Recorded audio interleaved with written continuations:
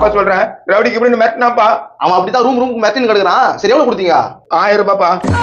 சே சரி, எனக்கு ஒரு 500 ரூபாய் கொடுங்க. அவங்க கிட்ட இருக்கிற 1000 ரூபாய் நான் புடின்னு வந்துடுறேன். 500 கொடுத்தா 1000 ரூபாய் தெரியா? டக்குன்னு கொடுங்க, இல்லைன்னா போயிடுவான். இந்தாப்பா 500 ரூபாய். 1000 ரூபாய் புடிங்கப்பா. போய் அவன் காது மேலே வச்சு புடின்னு வந்துடுறேன். சரி இது நான் தண்ணிய அந்த குண்டை குடுத்துட்டு போனாப்பா. குடிக்கல இல்லப்பா. நல்ல வேலை குச்சி இருந்தா செத்து போயிருப்பேன். எதுவுமே நான் குப்பை தொட்டில போட்டுறேன். குச்சி இருந்தா செத்துட்டு இருப்பனா? ஐயோ என்னடா இது? நல்ல வேலை நம்ம தப்பிச்சோம். ஏம்பா குண்டா ஒருத்தன் உள்ளே ஒருத்தங்க வந்தானா? ஆமாப்பா. 2 பேரும் ஃப்ராடுங்கண்ணா. அவங்ககிட்ட எதாவது காசு கொடுத்தீங்களா?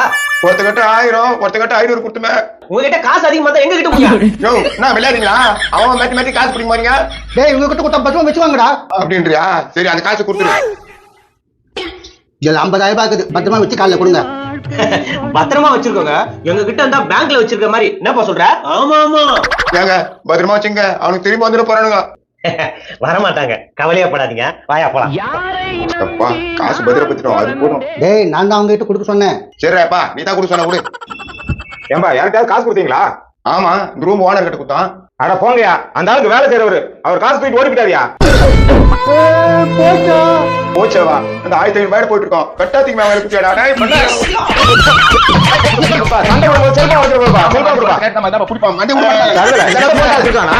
தனக்கு துட்டு ஒரு முன்னாடி போய் டேய் நான் தான உட்காருவேன். டேய் நான் தான் கேட்க மாட்டேன்.